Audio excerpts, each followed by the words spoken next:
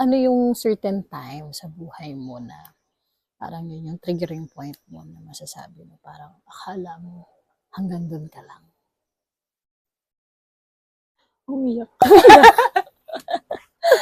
At dyan, magbabalik po ang Umiyak. ano yun? Parang galing kami sa isang school na pinag-applyan ko nun. And then, after 1 hour na lang kami nung nakauwi na, hinara ko. Suddenly, nagtawag yung head.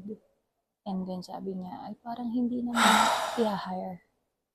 Wait ha, ang context dito is after several attempts of talagang mag-apply sa isang school pero hindi ka natatanggap, 'di ba? Oo. 'Di ba yun ang pinaka natin sabi natin pagdating sa job or sa career or profession. Ako very light ako kasi parang feeling ko lucky ako. Ikaw, sobrang tagal. Hindi ka natatanggap, girl, parang Tsaka laging parang siguro meron din talaga nag-hold back sa akin na fear. Parang to try big. Parang try mag-apply dun sa mga big things na gusto ko talaga. feeling mo na manifest. Wow. Wow. Yung, sobra as in. Parang looking back, parang years before all of this, alam ko bukang bibig ko talaga sa mga friends ko is lalabas ako. Wow. Wow. Parang hindi ako magtatrabaho sa malapit. Parang nararamdaman ko talagang palayas or paalis.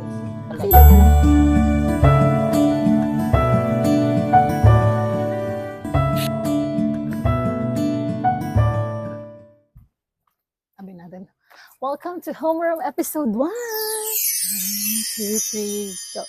Welcome to Homeroom episode 1. Grabe, parang I cannot imagine just from watching Liorly bedded breakfast, no, to our very first episode. Yeah. Sobrang surreal. Arte! Kainis! Arte.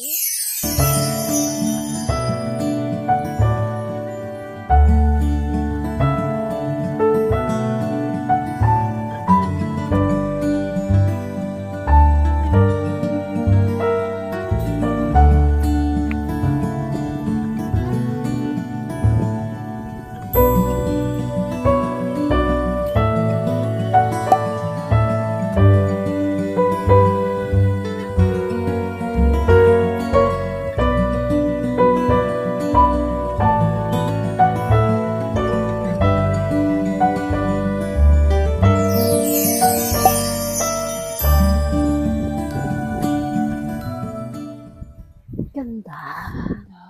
It's so beautiful. What if may biglang umano, no? Ganda. And you know, the best thing is, we got the whole place all by ourselves. Wow. Kasi tayo Wow. lang yung nagstay ngayong araw na to. Kasi Yes, Monday. it's Which is a good thing na day off natin.